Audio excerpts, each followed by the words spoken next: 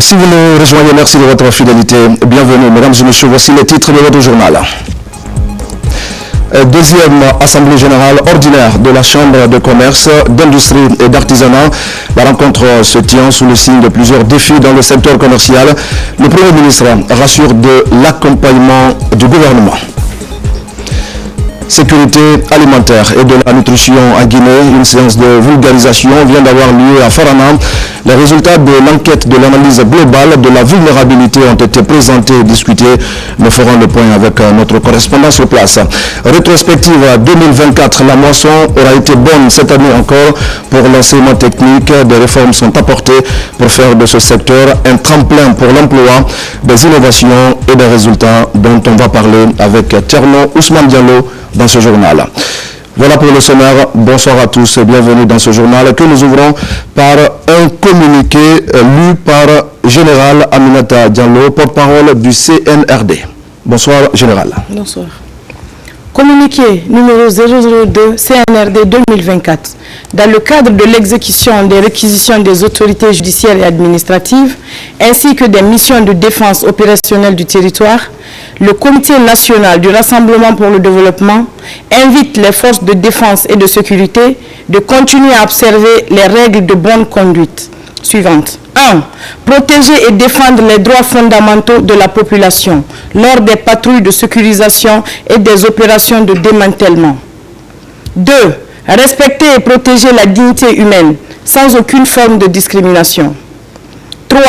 Faciliter la libre circulation des personnes et de leurs biens sur les voies publiques. 4. Respecter et laisser circuler librement le personnel et les véhicules diplomatiques. 5. Privilégier la sensibilisation et la coopération avec la population. 6. Porter assistance et secours à toute personne en détresse. 7. Contrôler les personnes suspectes en présence d'un officier de police judiciaire. 8. Garantir le respect des individus lors des contrôles des engins suspects. 9. Interpeller les personnes suspectes conformément à la loi.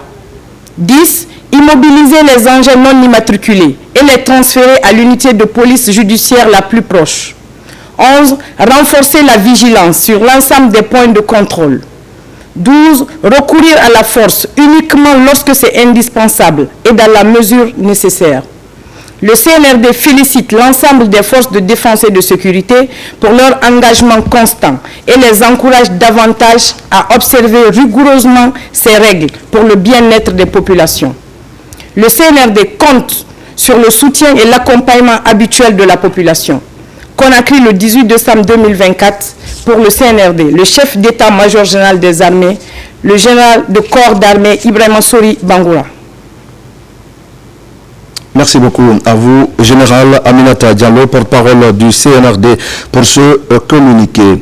Dans l'actualité ce soir, le Premier ministre a présidé, je le disais au sommaire, la deuxième assemblée générale ordinaire de la Chambre de commerce, d'industrie et d'artisanat de Guinée.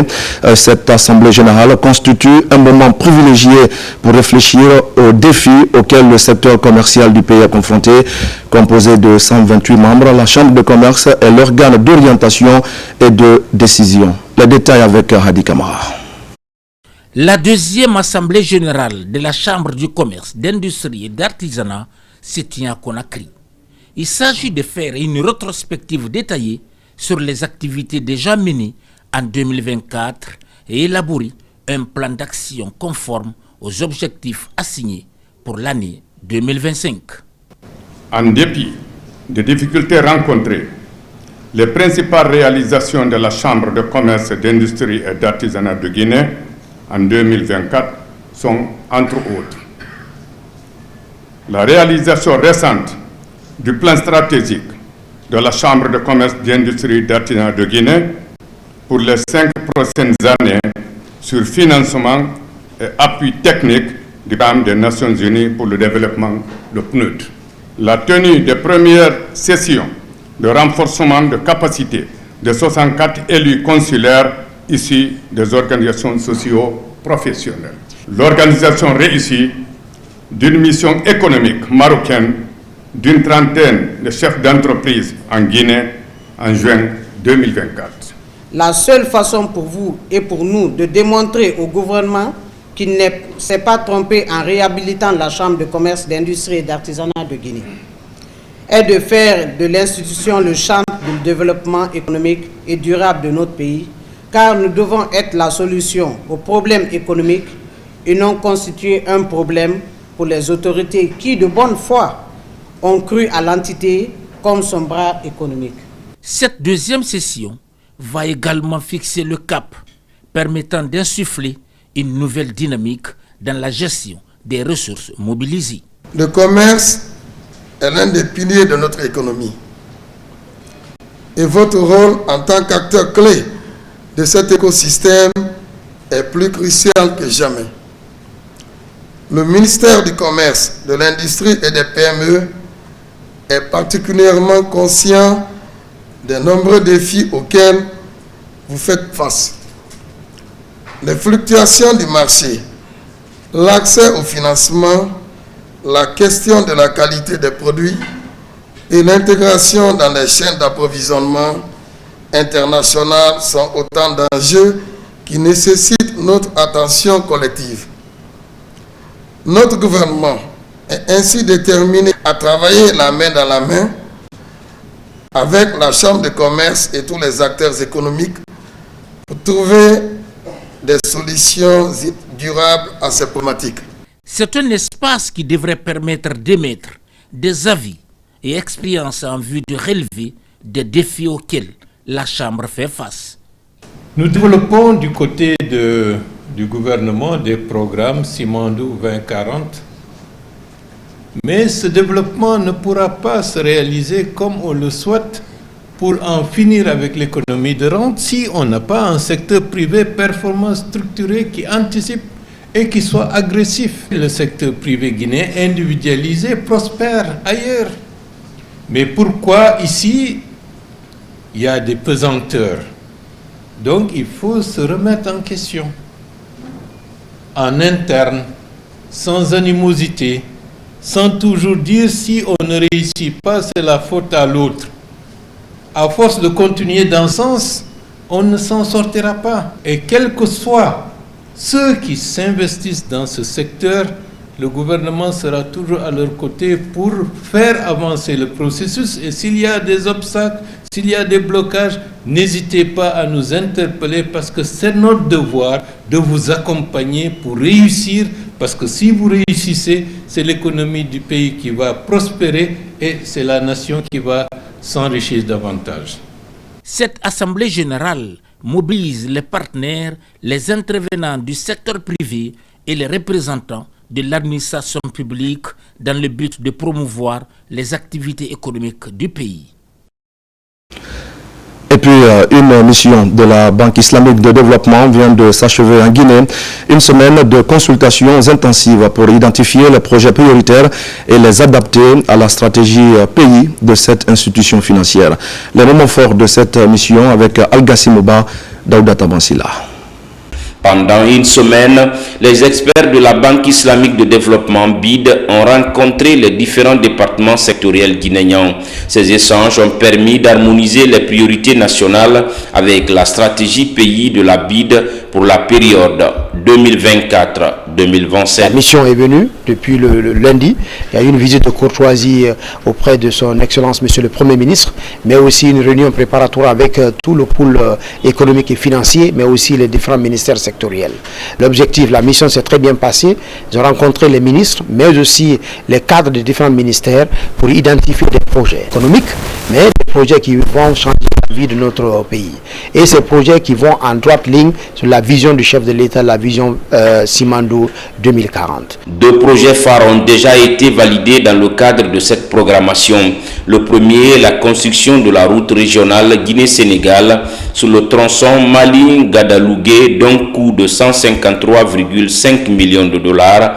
Le second concerne la centrale thermique de Kankan d'une capacité de 40 MW pour un montant de 80 millions de dollars. La Banque islamique de développement, c'est le premier partenaire financier de la Guinée. Le portefeuille s'avoisine 1,5 milliard et le taux de décaissement à peu près 45%. Donc aujourd'hui, à l'état actuel, que ce soit les autres partenaires, la BID est le premier. Malgré que sont vraiment modestes, communique pas trop là-dessus, mais des projets intégrateurs qui transforment la vie de notre pays. Avec ces nouvelles priorités validées et la vision Simandou 2040 mise en avant, la Guinée réaffirme son engagement à collaborer avec ses partenaires internationaux pour un développement inclusif et durable.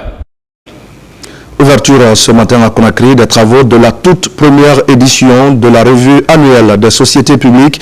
Pendant 48 heures de débat, les cadres du ministère de l'économie, à travers la direction générale du patrimoine de l'État et des investissements privés, vont échanger sur plusieurs points. Il s'agit notamment de l'amélioration des performances économiques pour une meilleure gouvernance des sociétés publiques. Abdul Aziz Baldé et Mamadi Gassama. Quelle dynamique pour une meilleure gouvernance des sociétés publiques en Guinée?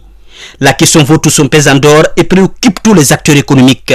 Ce mercredi, à travers la revue annuelle des sociétés publiques, les performances des sociétés seront évaluées pour une prospérité partagée afin de s'assurer de la mise en œuvre d'un système de gouvernance de qualité. Ce cadre de revue n'est pas seulement une plateforme d'évaluation, mais un catalyseur pour des actions futures qui visent à transformer nos sociétés publiques en moteur dynamique de croissance et de compétitivité. Les thèmes qui seront abordés durant cette revue sont au cœur des préoccupations de l'État. Pendant des jours de travaux, plusieurs modules seront développés avec pour enjeu assurer la surveillance économique et financière des sociétés publiques et mixtes, mais aussi corriger les multiples dysfonctionnements constatés dans la gestion des organismes publics. C'est une remise en cause totale que nous sommes en train de faire pour la première fois sous l'impulsion du président Mamadi Doumbouya et du chef de gouvernement pour donner un cadre de gouvernance et de gestion vertueux à nos sociétés publiques qui sont des démembrements de l'État vus dans le segment de la gestion commerciale. Les sociétés publiques représentent une levée de développement en Guinée. La vision du CNRD reste la refondation de l'État et l'amélioration de la gouvernance. Nous avons besoin de plus de ressources, plus d'accompagnement de la part de notre actionnaire majoritaire qui est l'État guinéen. C'est une erreur de croire en cette affirmation et il faut impérativement l'inverser. Certes, les sociétés publiques n'ont pas une vocation essentiellement commerciale, nous sommes d'accord, mais elles ont une autonomie financière et de gestion qui devrait leur permettre d'aller vers la performance. Cette première journée est axée sur des présentations et des panels de discussion sur les thématiques de réforme des gestions rationnelles pour une bonne performance financière et économique. Et puis on a célébré aujourd'hui la Journée internationale des migrants. L'événement est marqué en Guinée par plusieurs activités initiées par le ministère des Affaires étrangères. Il s'agit entre autres de la vulgarisation des projets conduits par les migrants.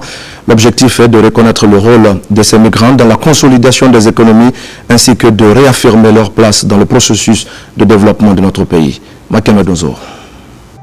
Une journée pour mettre en lumière les contributions des migrants dans le développement socio-économique à travers le monde. Ce 18 décembre, les États membres de l'ONU cherchent à dissiper les préjugés sur les migrants et faire des plaidoyers auprès des décideurs pour l'harmonisation des stratégies pour une meilleure coordination de la migration. Cette journée est dédiée spécialement aux migrants travailleurs en République de Guinée. Qu'est-ce qu'ils apportent à la communauté guinéenne? C'est-à-dire le modèle des étrangers qui travaillent ici. C'est le jour où on exprime ce qu'on ressent réellement par rapport aux migrants. C'est ce jour qu'on dit à tout le monde que la migration, ça peut être à la portée de tout le monde.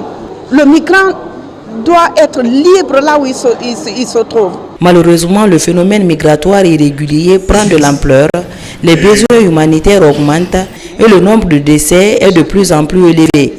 Le combat des partenaires et gouvernements est de promouvoir une migration sécurisée et officielle. Nous sommes tous d'ores et déjà convaincus que la migration est un levier important de développement, tant pour les pays de départ que pour les pays d'accueil. Elle est source d'enrichissement de nos communautés à travers des brassages culturels, mais cependant, elle peut être également confrontée à des obstacles importants, notamment la discrimination, l'absence de protection juridique et bien d'autres maux. Il est donc de notre responsabilité collective de lutter contre ces injustices et de créer un environnement favorable à chacun Ces mouvements migratoires sont un défi, mais aussi une opportunité. En tant qu'agence des Nations Unies chargée des migrations, l'OIM est fier de collaborer étroitement avec l'État guinéen à travers le cadre de coopération des Nations Unies pour le développement durable, afin de bâtir une gestion migratoire efficace et humaine. Cette journée des migrants est riche en activités dans notre pays grâce à la bonne collaboration entre le gouvernement et des partenaires comme l'Organisation internationale pour les migrations OIM, l'Agence du système des Nations Unies, l'Union européenne et le Programme des Nations Unies pour le développement PNUD. Au même moment, le Japon accompagne la Guinée dans le cadre de l'organisation des prochaines élections libres et transparentes d'une valeur estimée à près d'1,8 million américains. L'initiative s'inscrit dans le cadre du projet d'appui à la transition, un projet élaboré par les autorités guinéennes et le Programme des Nations Unies pour le développement. Amadou Touré, Abdul Razak Souma. Le gouvernement japonais offre de matériel électoral à la Guinée à travers la direction des affaires politiques et de l'administration électorale. La démarche s'inscrit dans le projet d'appui à la transition mis en œuvre par le PNUD, le Conseil national de la transition CNT et le ministère de l'administration du territoire et de la décentralisation. Le projet d'appui à la transition pour un retour à l'ordre constitutionnel est le fruit d'un partenariat réussi tripartite entre le gouvernement guinéen, le PNUD et l'ambassade du Japon. Il a démarré en mars 2024 pour une fin prévue en mars 2025. La valeur des matériels fournis dans ce cadre s'élève à plus d'1,8 million américains avec pour ambition d'appuyer le CNT, l'élaboration des lois découlant de la nouvelle constitution d'une part et de l'autre à apporter un soutien technique et logistique au ministère de l'administration du territoire et de la décentralisation. Toujours donc nous sommes à côté de la Guinée pour accompagner la Guinée pour un bon déroulement de transition, notamment donc en respectant le chronogramme. Dans ce projet-là, il y a beaucoup de choses à faire, non seulement l'aménagement des infrastructures des élections, mais aussi l'élaboration de lois récurrentes de nouvelle constitution. Ces équipements sont destinés à nos cadres déconcentrés de la Direction nationale des affaires politiques et de l'administration électorale, au niveau préfectoral et au niveau communal. Et c'est le lieu de remercier les partenaires techniques, financiers. Le Japon a été l'un des premiers pays à honorer de son engagement. Alors qu'ils ont tenu, c'est le lieu de les remercier et d'inviter les autres à faire autant. Pour le diplomate nippon, cet accompagnement doit permettre de doter la Guinée des lois et institutions qui lui permettront de s'acheminer dans la transparence vers des élections qui reflèteront la volonté des Guinéens pour leur futur. Dans l'actualité encore, le directeur général du service de santé des armées effectue une tournée d'évaluation et d'inspection dans les régions militaires de Kankan et Zérekoré. Ce sont des visites pour évaluer les moyens mis à disposition ainsi que les conditions de travail du personnel. Une volonté des autorités qui veulent faire de ce service une référence en matière de soins médicaux. Adjudant Abdul Kader Kamara, correspondant de la presse militaire.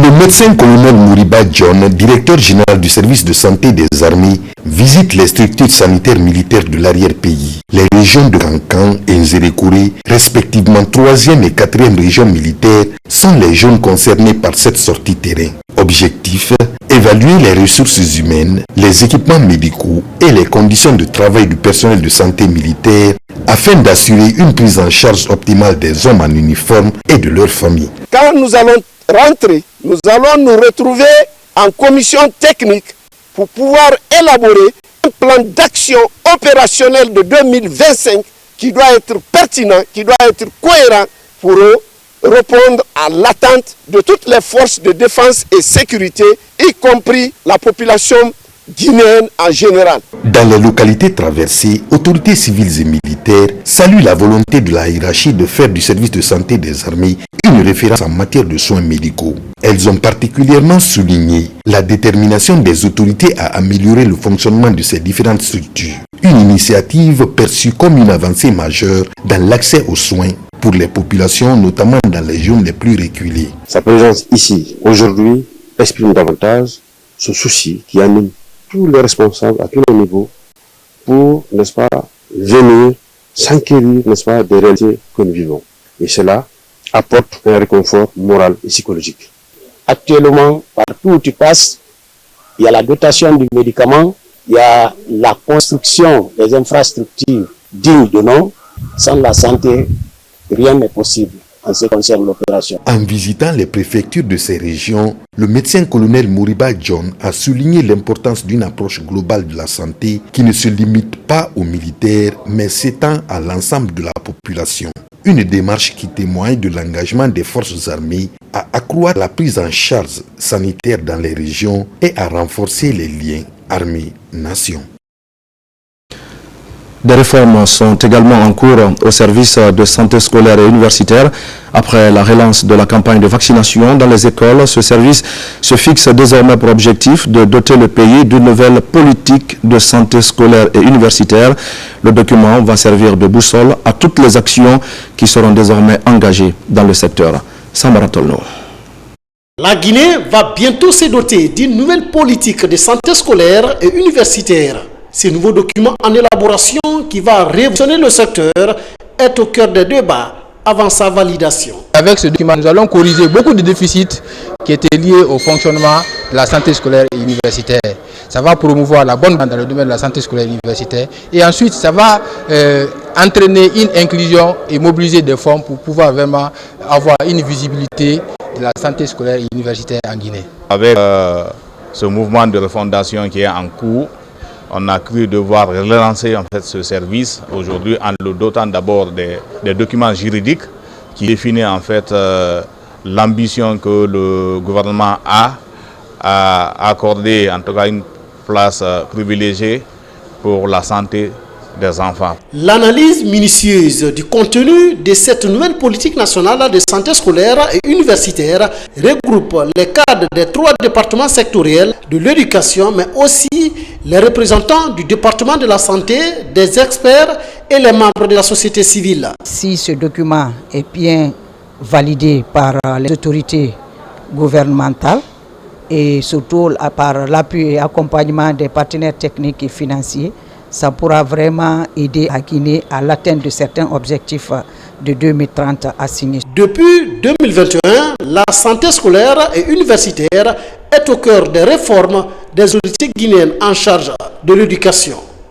Parmi ces réformes figure la relance de la campagne de vaccination des élèves du primaire et du secondaire après 30 années d'interruption. Et voilà qui va nous amener à parler de la lutte contre le cancer du sein.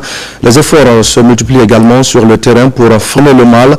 Plusieurs patientes souffrant de la maladie viennent de bénéficier d'une prise en charge pour les interventions chirurgicales et pour les frais de soins.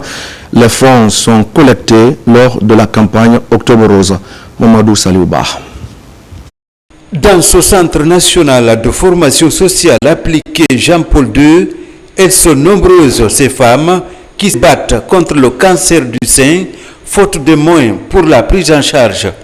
Parmi elles, Oumou Diallo. Depuis des mois, elle traîne le mal sans pouvoir assurer sa prise en charge médicale. Mais aujourd'hui, grâce au projet Wellness Day, Oumou retrouve le sourire. Je remercie les donatrices et les médecins. J'ai beaucoup démarché pour mes soins. À chaque fois, on me dit, va par-ci, va par-là. Tout cela fait de moi. Aujourd'hui, nous sommes là pour la 2e fois pour aider les dames qui sont atteintes de cancer du sein. Une pour son intervention et l'autre pour ses soins médicaux. Donc, on souhaite remercier vraiment tous les donateurs et les donatrices parce que c'est grâce à leur contribution et leur soutien qu'on a pu atteindre nos objectifs pour assister ces dames qui sont atteintes de cancer du sein. Comme Oumou Diallo, plusieurs femmes atteintes du cancer du sein en quête de soins ici à Jean-Paul II ou encore à Donka ont reçu un appui financier du projet Wellness Day pour leur intervention et les soins médicaux. Vous pouvez faire le bilan d'un patient, vous avez le diagnostic au complet, le dossier est discuté et présenté en réunion de concertation pluridisciplinaire et 70% des décisions de RCP ne sont pas appliquées pour des raisons financières. Donc il y a beaucoup de malades qui sont dans ces situations-là et ce soutien naturellement vient à point nommé pour leur permettre de bénéficier des soins adéquats. Grâce au projet Wellness Day, ce sont plusieurs femmes en détresse qui sont prises en charge. Parmi elles, certaines ont déjà fait avec succès leur intervention chirurgicale et d'autres sont à l'étape des examens préopératoires. Je le disais tout à l'heure au sommaire de ce journal, vulgarisation à Farana des résultats de l'enquête de l'analyse globale de la vulnérabilité, de la sécurité alimentaire et de la nutrition 2024. C'est une initiative du ministère du Plan et de la coopération internationale appuyée par la Banque mondiale. Les activités s'inscrivent dans le cadre du projet d'harmonisation et d'amélioration des statistiques en Afrique de l'Ouest et du Centre. Ibrahima William Fofana est notre correspondant sur place. Pour promouvoir la sécurité alimentaire, le ministère du Plan et de la coopération internationale est appuyé par le programme alimentaire mondial à travers le projet d'harmonisation et d'amélioration des statistiques en Afrique de l'Ouest et du Centre. L'Institut national de la statistique a mené des enquêtes dont il est temps de vulgariser les résultats pour sauver des ménages. L'objectif principal de l'atelier, c'est de vulgariser les résultats de l'enquête sur la vulnérabilité, la sécurité alimentaire et la nutrition, afin que les autorités puissent s'imprégner de l'état, de la situation de la population concernant la sécurité alimentaire, afin de prendre des mesures idoines pour pouvoir pallier à cette préoccupation. Nous allons présenter les résultats par préfecture, puisque l'enquête a été réalisée dans chaque préfecture. Je suis très content et très satisfait du fait que ma région soit choisie pour cette vulgarisation, et ça va permettre aux acteurs de s'en approprier de la situation et suivre les recommandations qui en résultent. Si les acteurs du monde rural ont mis dans les recommandations les problèmes qui affectent le secteur agricole. Nous sommes venus pour ça, juste pour s'enquérir des réalités, afin d'améliorer ce que l'État peut faire pour nous, la préfecture pour relever les défis. Parce que c'est lié à beaucoup de facteurs, à savoir la mauvaise pluviométrie, surtout par exemple le problème de transhumance qu'on vient de signaler tout de suite, petite querelle entre les agriculteurs et les éleveurs. Cette enquête a été bénéfique pour la région de Farana. À travers ces résultats, le programme alimentaire mondial a décidé de réaménager son plan de stratégie de développement en République de Guinée à l'horizon 2024-2029 pour que la région de Farana puisse bénéficier des aides alimentaires. Et puis la compagnie Russal CBK renforce son soutien aux communautés riveraines de Kindia. La société de bauxite vient d'offrir une importante somme d'argent aux groupements agricoles féminins et d'autres articles aux administrateurs territoriaux. La cérémonie s'est déroulée dans la sous-préfecture de Damakania. Le reportage de Yaya Silla. Ici à Mambia, l'une des 4 sous-préfectures de Kindia, bénéficiaire de traditionnelle assistance sociale de Russal CBK. Une assistance sociale qui se compose de fournitures scolaires aux écoles de Mambia et de Belém, mais aussi aux fournitures de bureaux de l'administration des sous-préfectures de Mambia, Frigiagbe, Samaya et Damakania. Les aides liées à l'achat de fournitures scolaires et de bureaux sont la réponse de l'entreprise à vos demandes qui font partie des priorités de la politique sociale responsable de Russal, visant à améliorer les conditions de vie des citoyens guinéens dans les régions de présence de l'entreprise à travers le pays. Nous et ma communauté, on est tellement contents parce que chaque année, ils font ça. Donc on les félicite, on les encourage. Russal CBK a offert cette année aussi au groupement agricole féminin de Mambia, Frigiagbe, Samaya et Damakania une importante assistance financière. Les bénéficiaires s'en réjouissent et témoignent leur satisfaction dans la collaboration avec la société Russal CBK. Merci beaucoup à la CBK. Merci pour tous les dons qu'ils nous font. Nous sommes très ravis d'avoir pensé aux femmes. Si les populations sont aidées à la base, ce qui fait que nos fils, nos frères sont aidés. La Guinée est aidée. Donc c'est pourquoi nous venons toujours les accompagner. La préfecture de Kindia bénéficie régulièrement, et cela chaque année, de l'assistance sociale de la part de la société Russal CBK. Parmi ces actions, la construction des écoles et dons de forage pour des communautés riveraines, ainsi que l'assistance financière de nombreux groupements féminins de la préfecture. Et l'autre bonne nouvelle de ce journal, c'est que la route en Soumania T8 Samataram est ouverte à la population. C'est un projet financé par l'Union européenne. Il va permettre, vous allez le voir, de désenclaver une bonne partie de Grand Conakry. Abakar Junior Kamara. Le tronçon Samataram T8 en Soumania, dans la commune de Kabeling, est ouvert aux populations. Financé par l'Union européenne, cette route urbaine désenclave une bonne partie du Grand Conakry. Le secrétaire général du département des infrastructures et travaux publics préside la cérémonie. C'est pour moi une immense satisfaction et une grande fierté au nom du groupe des infrastructures et des travaux publics d'être ici aux côtés des grands citoyens pour participer à l'inauguration officielle de la route reliant Samatra T8 en Somalia. Ce projet s'inscrit dans une stratégie plus large du CNRD et du gouvernement dans sa vision de développer les infrastructures du pays à travers le programme Simandou 2040. En connectant les communautés, en facilitant l'accès aux services essentiels et en stimulant le développement économique local, cette route incarne la vision de l'Union européenne d'un développement inclusif et durable en Guinée. Ce projet stratégique financé à hauteur de 2,7 millions d'euros par l'Union européenne incarne une réponse concrète de l'institution aux besoins des communautés locales en faveur de mobilité et de développement. C'est avec une immense fierté et un grand honneur pour nous, le Bureau des Nations Unies pour les services d'appui au projet, UNOPS, chargé de la mise en œuvre de ce projet, de prendre la parole aujourd'hui pour remercier le ministère des Structures et des Travaux publics, maître d'œuvre et l'Union européenne qui a financé le projet. Je saisis cette opportunité pour adresser mes vifs remerciements aux autorités locales, chefs de quartier et leaders religieux pour l'accueil et leur implication à tous les niveaux depuis le lancement du projet jusqu'à la réalisation de cet événement. Le Bureau des Nations Unies pour les services d'appui au projet SNAP, UNOPS, est le partenaire de mise en œuvre de ce projet de développement. Et puis, mesdames et messieurs, au compte de la rétrospective 2024, nous nous intéressons ce soir à l'enseignement technique. C'est un secteur qui a connu d'importantes mutations depuis l'avènement du CNRD. Des réformes sont apportées pour faire de l'enseignement technique non plus une alternative, mais désormais comme un tremplin au regard des opportunités d'insertion qu'il offre entre innovation avec le numérique et l'équipement des centres de formation.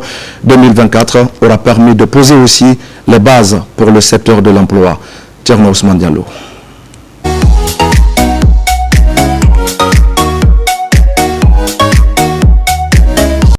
L'une des réformes phares à l'enseignement technique en 2024 a porté sur la digitalisation du concours d'accès aux écoles d'enseignement technique.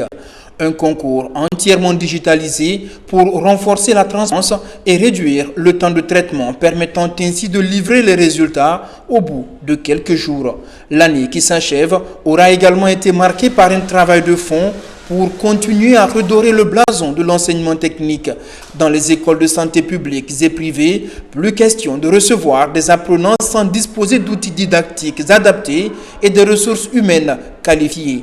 Dans l'ensemble, les filières d'enseignement ont été harmonisées, de nouvelles ont été créées et celles caduques éliminées avec pour objectif de prioriser la pratique dans la formation des apprenants. Des apprenants dotés désormais de kits individuels. La phase pilote de ce programme a été lancée et touche pour l'heure quelques centres de formation professionnelle dont certains ont été rénovés et équipés à l'image de l'ANSAC et de l'ENAM. Pas obligé pour la qualification du secteur, la formation des formateurs a également été intensifiée avec l'école normale des professeurs d'enseignement technique et professionnel de Matoto. La coopération avec l'Université canadienne du Québec à Rimouski et l'AMPET a ainsi permis de relancer les formations initiales après plus de 20 ans d'interruption au bénéfice des formateurs du système d'enseignement technique.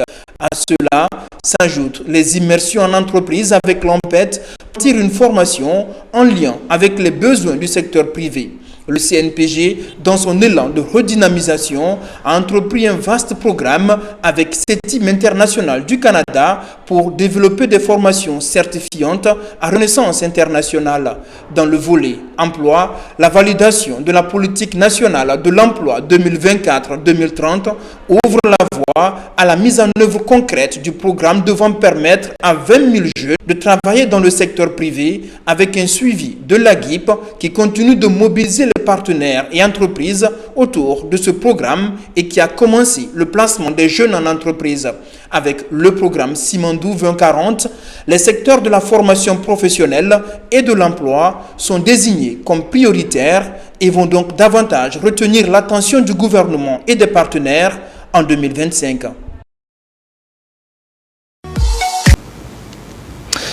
Merci beaucoup à Tierno Ousmane Diallo. Mesdames et messieurs, avant de poursuivre cette édition d'information, nous accueillons à nouveau Général Aminata Diallo, porte-parole du CNRD. Général, rebonsoir, et c'est pour la lecture d'une série de décrets. Bonsoir. Décret D2024-0259 PRG CNRD SGG portant nomination d'officiers dans l'ordre national du mérite. Le président de la République, vu la charte de la transition, vu la loi L 94-002 CTRN du 26 janvier 1994, modifiant et complétant l'ordonnance numéro 116 PRG-SGG du 22 septembre 1986, portant création de l'ordre national du mérite. Vu le décret D 2021-002 PRG CNRD-SGG du 27 septembre 2021 portant nomination du grand chancelier des ordres nationaux de Guinée. Vu le décret D 2022-0510 PRG CNRD-SGG du 25 octobre 2022 portant nomination des membres du Conseil des ordres nationaux de Guinée.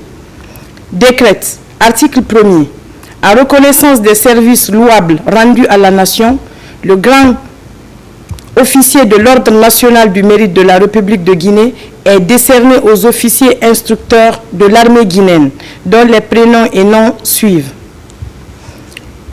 Centre d'instruction d'infanterie de kilomètre 36. 1. Lieutenant-colonel Sekou Diawara. 18422G.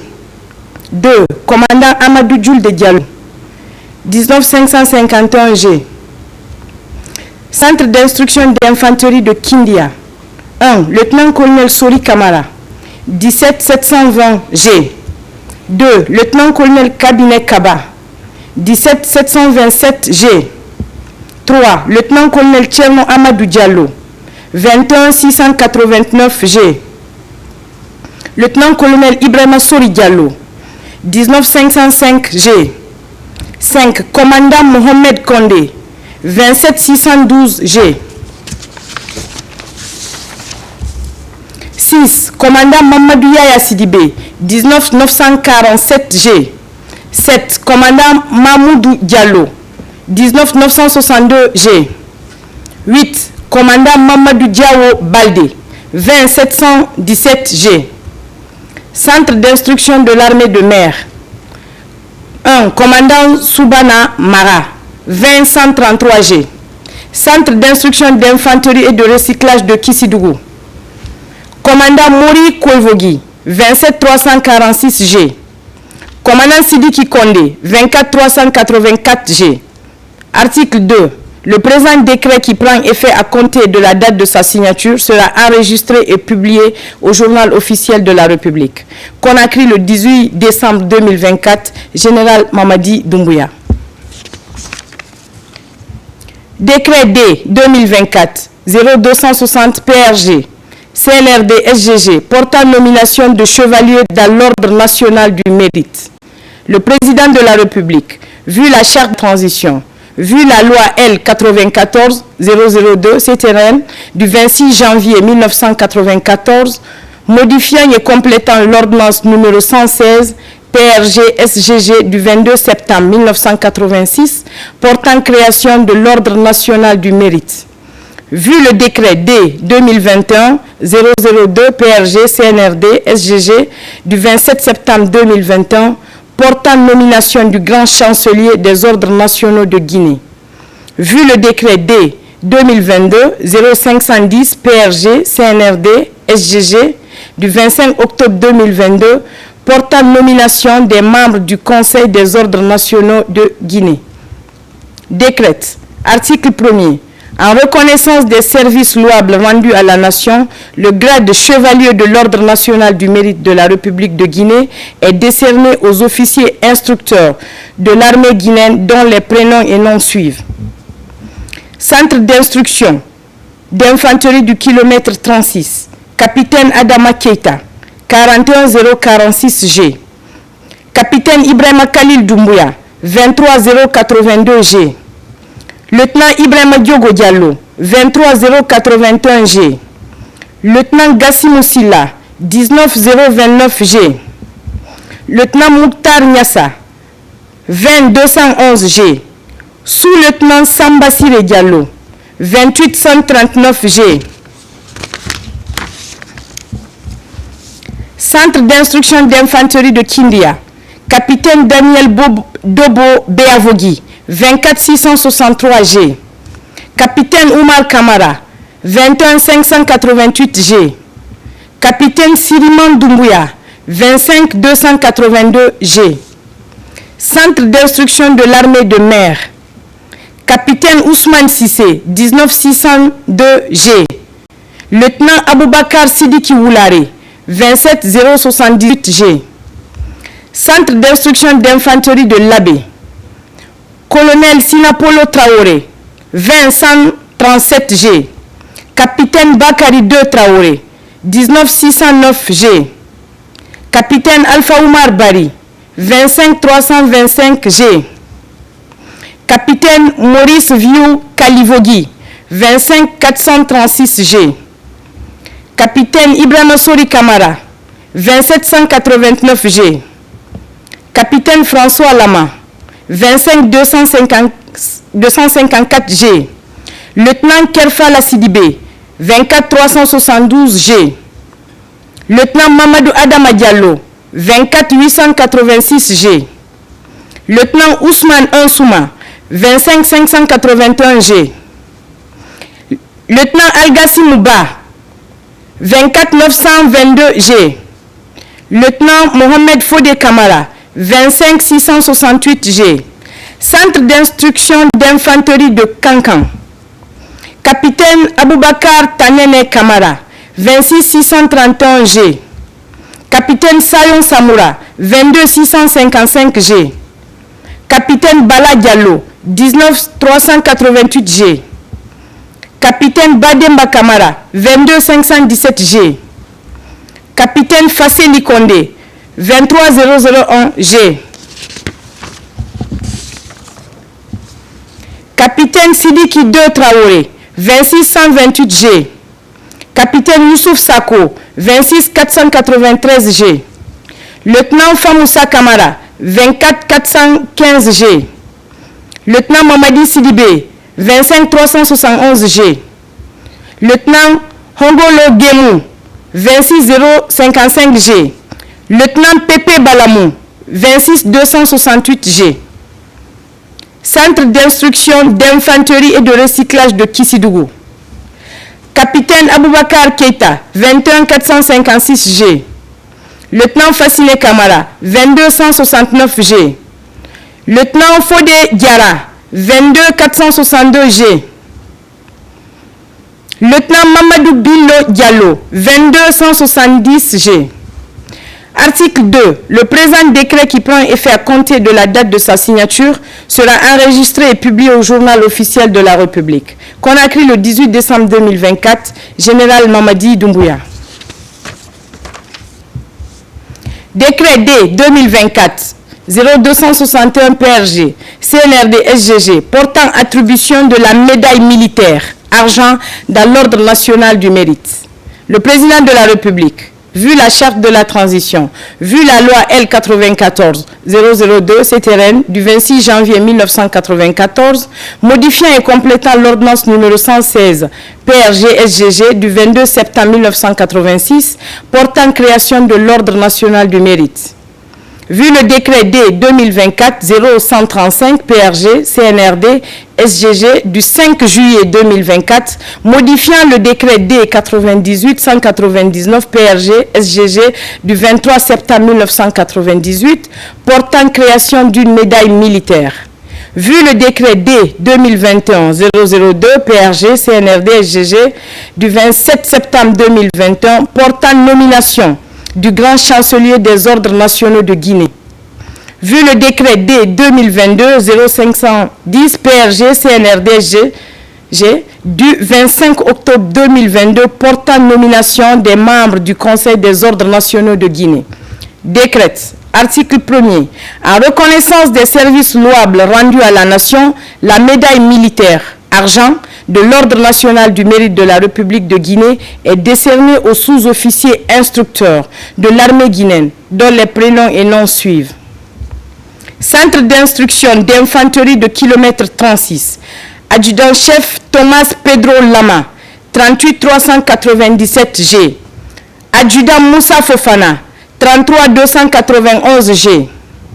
Adjudant Isiaga Diawara, 38 404 G.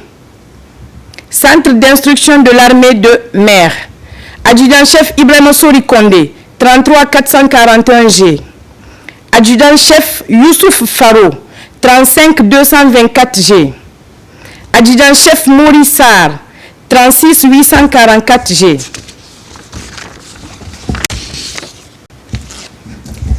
Centre d'instruction d'infanterie et de recyclage de Kissidougou. Adjudant-chef Mamadou Kindi Baldé, 38 425 G. Adjudant-chef Salifou Tunkara, 38 399 G. Adjudant-chef Alpha Condé, 34 020 G. Adjudant-chef Suleiman Laï Kamara, 38 432 G. Article 2. Le présent décret qui prend effet à compter de la date de sa signature sera enregistré et publié au journal officiel de la République. Conakry le 18 décembre 2024, Général Mamadi Doumbouya. Décret D 2024-0262 PRG CNRD SGG portant nomination des hauts cadres au ministère de l'Information et de la Communication.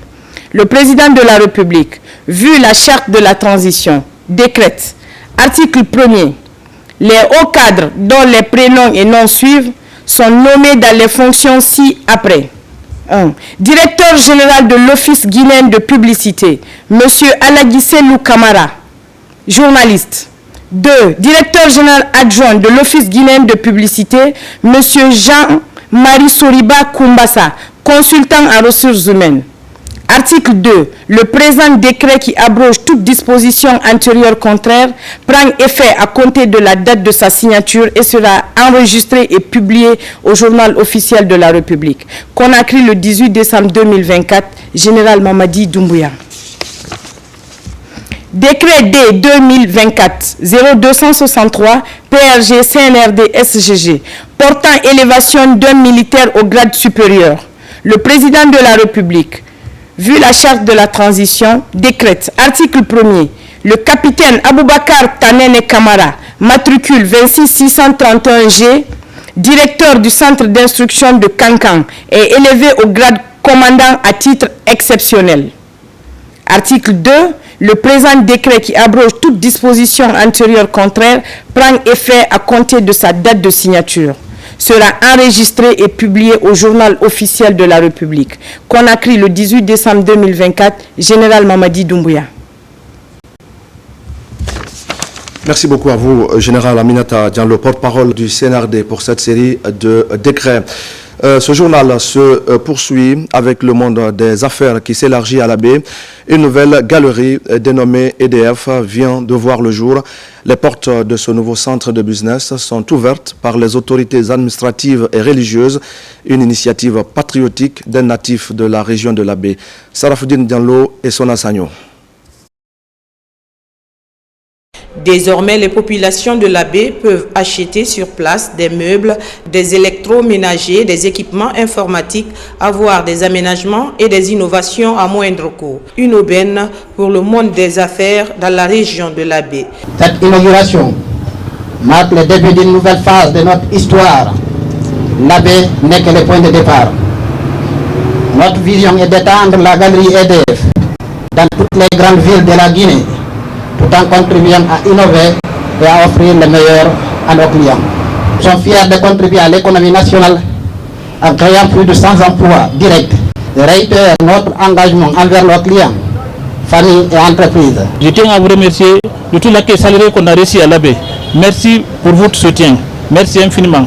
La cérémonie d'inauguration de la galerie dénommée Espace de décoration et de fourniture EDF mobilisée autorités administratives, religieuses et les populations de la baie.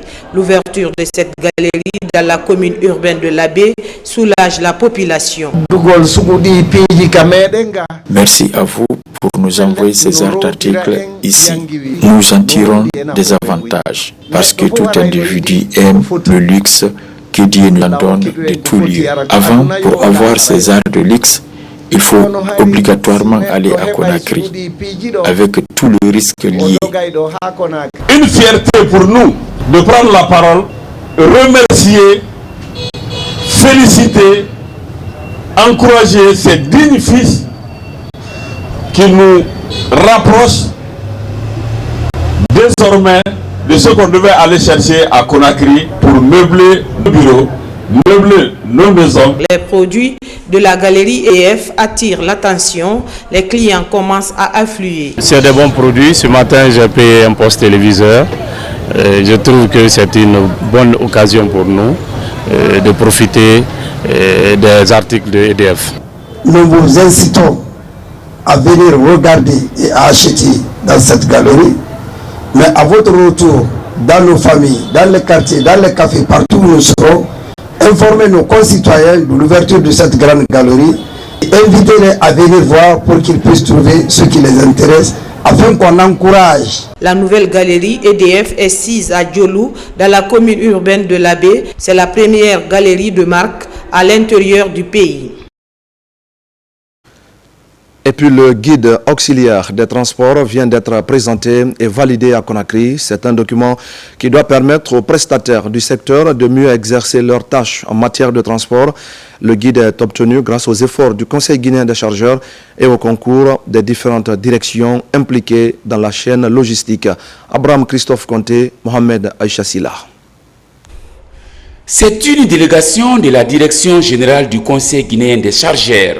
Elle vient assister à la présentation et à la validation du guide des auxiliaires de transport. Un guide conçu par le comité technique du Conseil guinéen des chargeurs à travers sa direction générale sous la tutelle du ministère des Transports. Il est tiré des sources d'informations collectées auprès des directions nationales et les structures impliquées dans la chaîne logistique des transports multimodaux en Guinée. Cette rencontre m'offre à nouveau l'occasion de réaffirmer l'engagement du Conseil guinéen des chargeurs à ne ménager aucun effort dans la poursuite de sa mission d'encadrement du trafic pour assurer une meilleure assistance aux chargeurs de notre pays dans l'atteinte des objectifs assignés. La validation de cette première édition du guide des auxiliaires de transport offre l'opportunité de mettre à la disposition des acteurs qui interviennent dans la chaîne logistique de transport et du commerce des informations nécessaires sur les procédures et les conditions d'accès aux différentes professions de transport multimodal. Ce manuel est aussi un moyen d'encadrement des auxiliaires de transport. Il est structuré comme suit. Une première partie qui traite les connaissances sur les différents thèmes techniques maritimes, terrestres et aériens.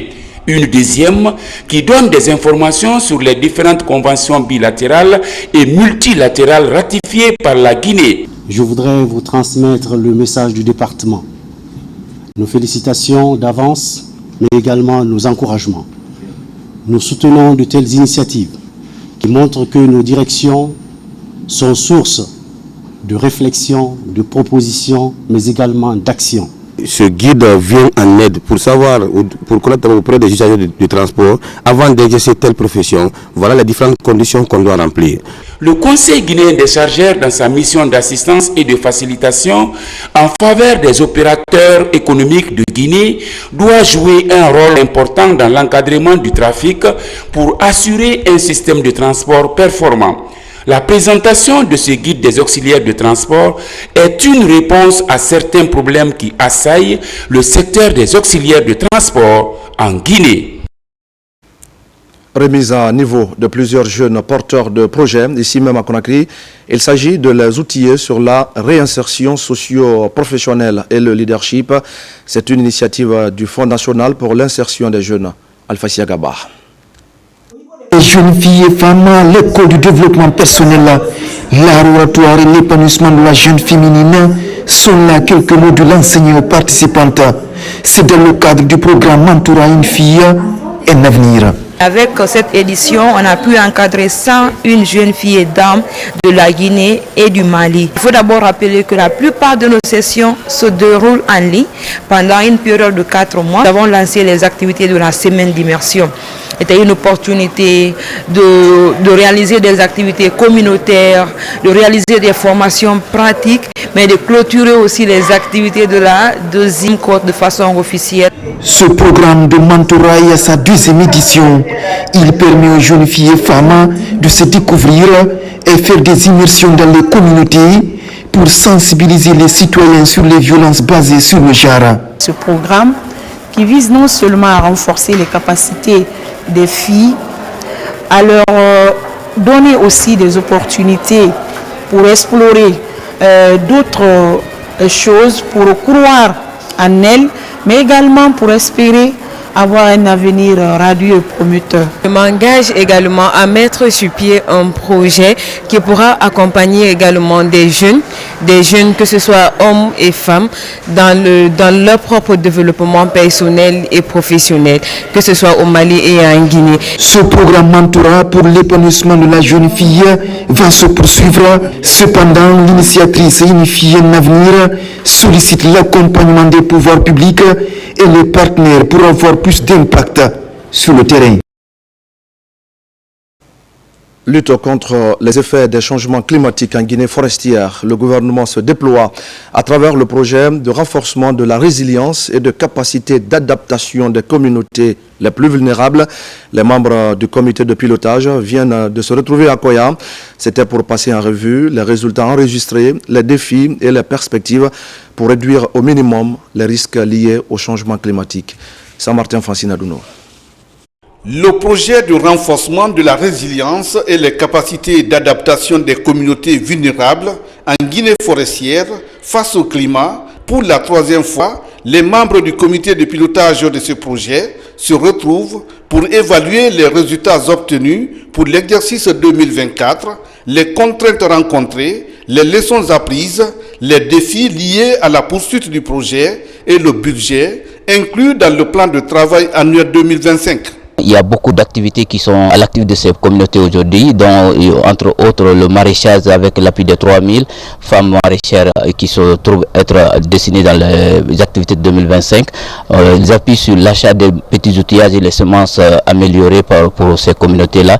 C'est enclenché. Il y a aussi l'achat des semences sur les 4 spéculations, riz, arachide, le manioc et le maïs. Après des enquêtes, il s'est avéré que réellement aujourd'hui, il est très important aujourd'hui de revenir au niveau des communautés de la Guinée forestière pour non seulement renforcer un peu leur résilience, mais aussi il faut adopter des stratégies afin que ces communautés-là puissent s'adapter réellement au changement climatique. En investissant dans l'éducation, les infrastructures et la sensibilisation des populations dans les 8 communes rurales ciblées, ce projet s'inscrit dans une démarche globale visant à protéger les moyens de subsistance des populations tout en préservant la recherche écologique de la région. C'est un projet qui a des thématiques d'innovation et comment est-ce que aider les communautés à ce qu'ils s'adaptent à travers des activités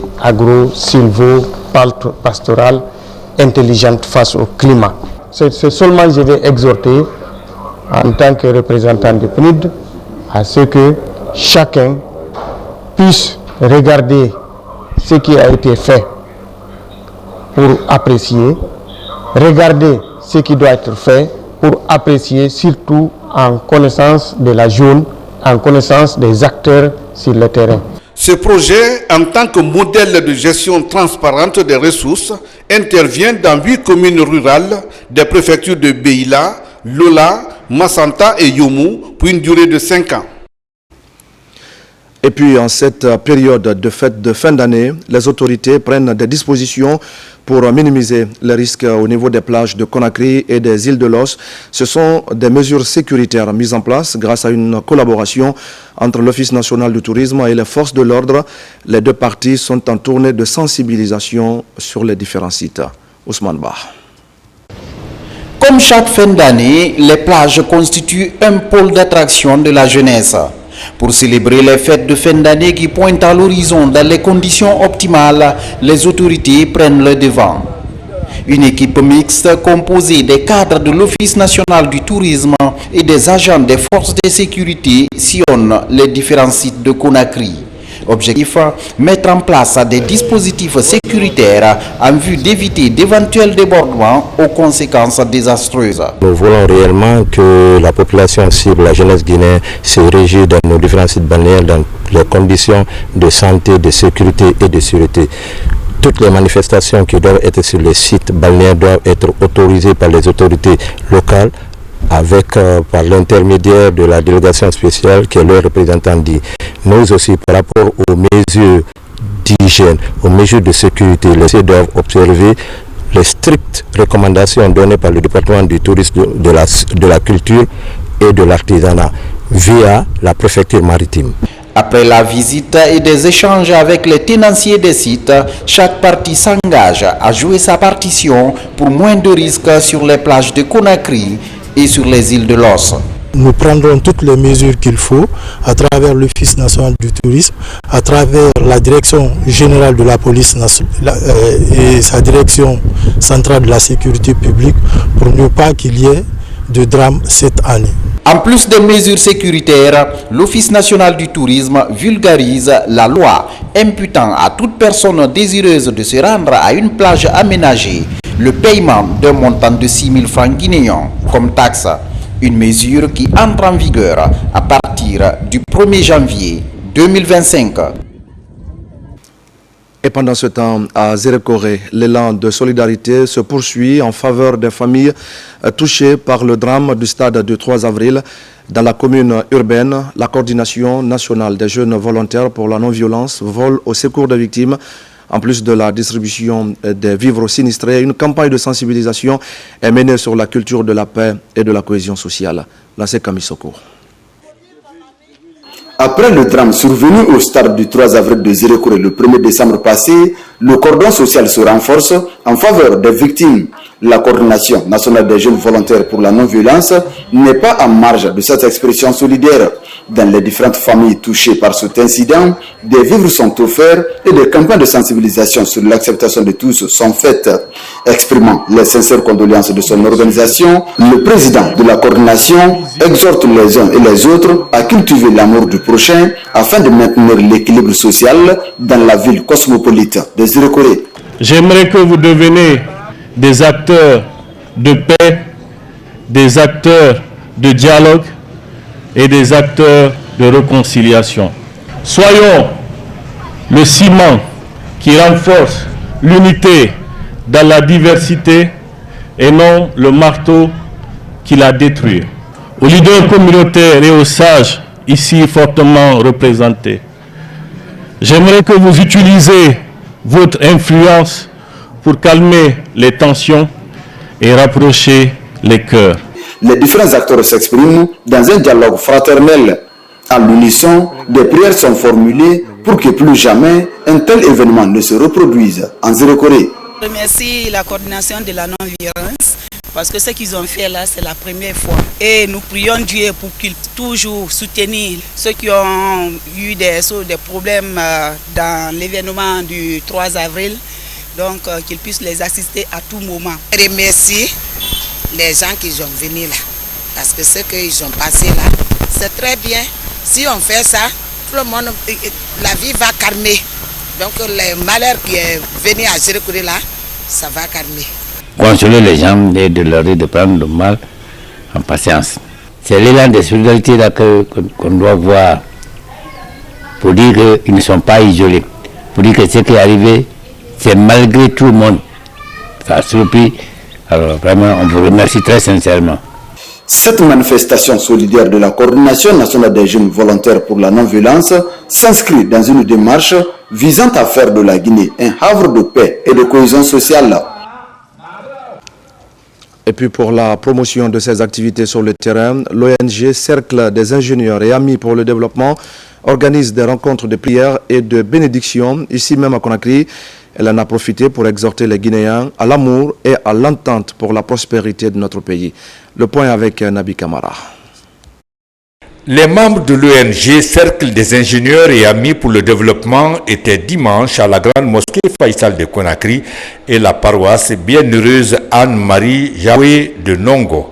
C'était pour solliciter les prières et bénédictions des chefs religieux de ces deux maisons de Dieu. L'objectif de cette rencontre est de faire en sorte que le grand imam de la mosquée Faisal puisse faire une bénédiction pour notre promotion, nos 3 promotions de l'école préparatoire aux grandes écoles d'ingénieurs de Kindia, et par la même occasion prier pour tout le pays, pour que la paix règne dans ce pays, pour que la prospérité règne dans ce pays. L'ONG Cercle des ingénieurs et amis pour le développement est constitué des anciens étudiants de la 3e promotion de l'école préparatoire des grandes écoles d'ingénieurs de Kindia. Je pense qu'ils ont bien fait de choisir une église. Ils ont été à la mosquée, ils sont venus à l'église, c'est la maison de Dieu. Et je pense qu'il faut être reconnaissant parce que s'ils ont un boulot aujourd'hui, s'ils sont sortis aguerris de cette école, je pense que c'est à cause d'eux, parce que c'est Dieu qui est le promoteur principal de l'intelligence. Je suis très impressionné de voir mes jeunes frères, mes enfants autour de moi, pour implorer Allah subhanahu wa ta'ala pour la Guinée, pour les dirigeants de Guinée aujourd'hui ou demain ou que ce soit, pour que la Guinée passe dans les bonnes conditions dans la vie humaine. Créée en 2015, l'ONG Cercle des ingénieurs et amis pour le développement a réussi à renforcer les capacités et compétences de ses membres dans la gestion des projets sur le terrain. Et voilà, mesdames et messieurs, c'est la fin de cette édition d'information. Merci à tous de l'avoir suivi. Demain, vous serez avec Kadiatou Kaba. Moi, je vous retrouve en fin de semaine pour d'autres actualités de la Guinée. La Guinée, notre paradis, terre des richesses et d'innovation. En attendant, je vous souhaite à tous de passer une belle soirée en compagnie de nos programmes.